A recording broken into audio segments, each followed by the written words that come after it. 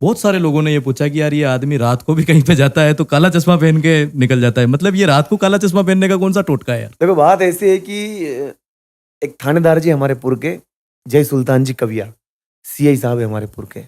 उन्होंने एक दिन मिलने बुलाया, तो मैं गया अंदर, चश्मा लगा तो उन्होंने बोला यार हंसराज यार चश्मा नीचे उतार।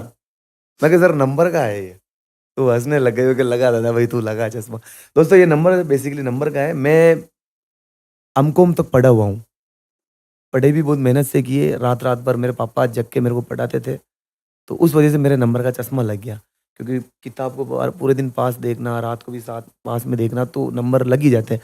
तो मेरे भी -0.8 मतलब माइनस का चश्मा लगता है, तो इसमें ये माइनस के चश्मे की फ्रेम है, तो इससे मेरे को दूर के क्लियर दिखते हैं, और इसलिए मैं 24 घंटे रात को दिन में चश्मे लगाए रहता हूँ।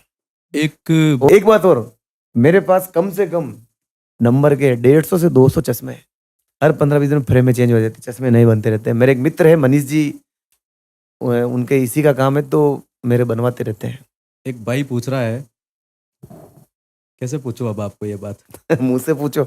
वो कह रहा है कि भाई वैसे तो ये बात अच्छी नहीं है पर चलो पूछ ही लेते हैं, सेटिंग कितनी है आपकी? मतलब लोकल लैंग्वेज में जैसे सेटिंग है तो मतलब उनका पूछना ऐसा है कि भाई गर्लफ्रेंड कितनी है आपकी, सेटिंग कितनी है? गर्लफ्रेंड भाई लिया सेटिंग है। देखो मेरे, देखो झूठ तो क्या बोलूं, सेटिंग है मेरे, सच में 3 सेटिंग है। क्या बात कर रहे हैं, बहुत बड़ी बात बोल रहे हैं आप, सोच लेना। सेटिंग है 3 है, और उन सेटिंगों से मेरी पत्नी को भी मेरे से कोई आपत्ति नहीं है, ऐसा नहीं हो मेरे सकता मम्मी यार। पापा को भी आपत्ति नहीं है, मेरे सासू जी को भी आपत्ति नहीं है। अच्छा 3 सेटिंग है पूरी। आप सामूहिक तौर पे बताएंगे? उनके नाम हाँ एक सेटिंग तो है, और तीनों आउट ऑफ कंट्री की है। हाँ बताइए एक बार कौन कौन? एक तो है सैमसंग S21 अल्ट्रा की सेटिंग, अच्छा मतलब फोन की सेटिंग की बात कर रहे हैं आप? एक आईफोन 14 प्रो मैक्स 1 TB की सेटिंग, और एक मेरे पास एक गोल्डन कलर का फोन और है छोटा, उसकी सेटिंग। तो 3 मतलब आप सेटिंग है मेरी। बातें घुमा फिरा तीनों के से ये बहुत कहना चाह प्यार रहे हैं कि करता मेरे हूँ, कोई वो सेटिंग भी नहीं मेरे से है? प्यार करती है। सही बताऊं तो मेरे इन चक्करों में पड़ने का कोई ना तो मन है ना था। मेरी एक प्यारी सी पत्नी है, मैं उससे बहुत खुश हूँ, और मैं तो सबको यही कहता हूँ कि सेटिंगा वेटिंगा हट, प्रेम करना है मातृभूमि से करो, अपने माता पिता से करो, अपने इष्ट से करो, अपने गुरुदेव से करो, अपनी पत्नी से करो, अपने बच्चे से करो, अपने दोस्तों से करो। लड़कियों के चक्कर में अपने जीवन को बर्बाद मत करो, और लड़कियों को भी सेम बात बोलूंगा कि लड़कों के चक्कर में अपनी जिंदगी बर्बाद मत करो। माँ बाप था लड़को दे की पनाह दाना, हरकी का हिंडा न फांद है, और हरकी का हिंडा फांद भी दियो तो आजकल तलाक का सिस्टम है, तलाक लो सब करो, लेकिन ये अय्याशा मत करो। गौ सेवा कैसे देखते हैं आप इसको?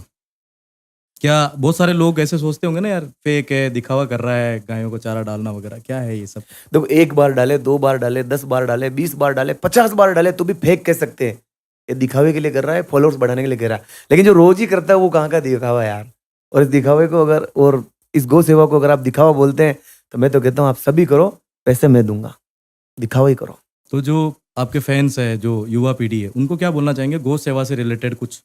देखो गौ माता को भगवान का दर्जा दिया गया है, 33 कोटि देवी देवताओं का निवास गौ माता में है। इतने मंदिर है, आप सब मंदिरों में नहीं जा पाओगे, गौ माता को प्रणाम करो तो हर मंदिर में जाना सफल हो गया। और मेरे तो जो आदर्श है, मेरे गुरु, मेरे माई बाप जो जितना मेरे लिए मायने रखते हैं, तेजा जी और देव नारायण, वो खुद गौ सेवा करते थे, गौ माता की रक्षा के लिए अपने प्राण त्याग दिए। तो मेरे लिए गौ रक्षा सर्वोपरि है। इस दुनिया में एक तरफ मुझे बोल रहे कि तू हंसराज प्रधानमंत्री बन रहा है, और एक तरफ तुझे गाय चरानी है, गाय का पेट भरना है, तो मैं गाय का पेट भरने के लिए जाऊंगा। तो इतने सारे फैंस वगैरह आप इकट्ठे कर रहे हैं, इतने सारे लोगों से सोशली इंटरेक्ट कर रहे हैं, चुनाव उनाव लड़ने का इरादा है क्या नहीं नहीं आपका? नहीं नहीं नहीं नहीं, मेरे को राजनीति में जाने का 1% भी कोई मेरा मन नहीं है। मेरे को बस लोगों का प्यार चाहिए जो मुझे मिल रहा है, और आगे भी ये बरकरार है, इसके लिए मैं आगे और काम करता रहूंगा। बहुत सारे MLA, सांसद, मुख्यमंत्री कहें, या बहुत सारे वीडियोस लोग देखते हैं और पूछते भी है कि ये क्या कोई प्रचार का तरीका है जो आप इनके साथ घूमते फिरते हो, या क्या ऐसी बात है जो लोगों से अभी तक छुपी हुई रही है? क्या मानते हैं आप पार्टियों के साथ घूमना फिरना? कोई राजनीतिक पार्टी के सदस्य हैं या फिर और कोई बात है? देखो प्रिंस जी, मैं एक सोशल मीडिया इन्फ्लुएंसर हूँ, और मेरे परिवार के बहुत सारे सदस्य राजनीतिक पार्टियों के सदस्य हैं, पद ले रखे हैं। तब उनके कुछ भी प्रोग्राम होता है तो as a social media influencer मुझे जाना पड़ता है, क्योंकि प्रेम भी है, रिश्तेदार भी है। बाकी मैंने अभी तक किसी भी राजनीतिक पार्टी का कोई भी सदस्यता नहीं ले रखी है, बस एज ए प्रेम में उनके पास आ जाता हूँ और वीडियो डल जाता है। मुख्यमंत्री जी भी मिलते हैं, सांसद महोदय भी मिलते हैं, विधायक भी महोदय भी मिलते हैं, लेकिन पार्टी से मेरा कोई ऐसा पर्सनल संबंध नहीं है। बहुत सारे मेरे भाई ये पूछ रहे हैं कि यार हंसराज जी की मूछें बहुत प्यारी है, क्या राज है इनका? क्या ये नकली तो नहीं है कहीं, या फिर ऐसे ही दिखावा करने के चक्कर में लगा रखी है, या और कुछ क्या राज है? मुझे नकली होती है क्या? हो सकती है ना, 24 घंटे आप नकली एज मुझे कौन एक्टर एक लगाएगा? नकली मूछ का इस्तेमाल भी कर सकते हैं। नहीं नहीं, आप मेरी मूछ के हाथ लगाओगे मेरे पीड़ा होगी। असली मूछें हैं, बहुत मेहनत से बड़ी हुई है, और मूछें मेरे दादाजी से रखने की कैसे मुझे मेंटेन करते हैं आप? मेंटेन कुछ कोई क्या मेंटेन है? यार ध्यान तो रखना अपना पड़ता है ना, बड़ी अब इतनी होती सारी है लंबी और चौड़ी मूछें हैं तो बहुत सारी जगहों से कॉम्प्लीमेंट्स भी मिलते होंगे, बहुत सारे कहते होंगे कि नहीं नहीं हटाओ, अच्छी नहीं लग रही। कैसे नहीं। बैलेंस करते हो इन लोगों को आप? अभी तक मेरे को सिंगल आदमी ने नहीं बोला है कि भाई मूछें हटा। सबने कहा मूछें बहुत प्यारी क्योंकि लगती पुराने है। फोटो में देखे थे आपके, बहुत छोटी सी मूछ रहा करती थी उस टाइम, एक क्यूट सा फेस था, तो एकदम से ये चेंज कैसे हुआ ट्रेंड? देखो, मैं एनसीसी में था, स्काउट में था, फिर होमगार्ड में 9-10 साल नौकरी की, तो रोज दाढ़ी बनानी पड़ती है, चिकना रहना पड़ता है। मतलब एक वर्दीधारी आदमी दाढ़ी नहीं रख सकता है, मूछें तो रख सकता है, लेकिन मेरे उस समय मूछें आती भी थी तो मैं दाढ़ी बनाता था उसके साथ ही। रोज, अभी भी मैं रोज दाढ़ी बनाता हूँ।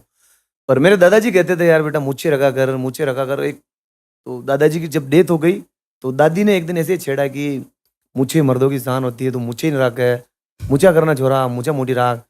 एक उन्होंने कहानी से मेरे को लताड़ा कि एक बस के अंदर जा रहे थे तो बहुत सारी औरतें बैठी थी, बहुत सारे लोग भी थे, लेकिन एक राजपूतों की महिला थी, वो भी बैठी थी, घूंघटा नहीं निकाल रखा था उन्होंने। लेकिन जैसे ही एक आदमी आता है जिसकी बड़ी बड़ी मूछें हैं, उनको देखते ही उस औरत ने घूंघट निकाल लिया।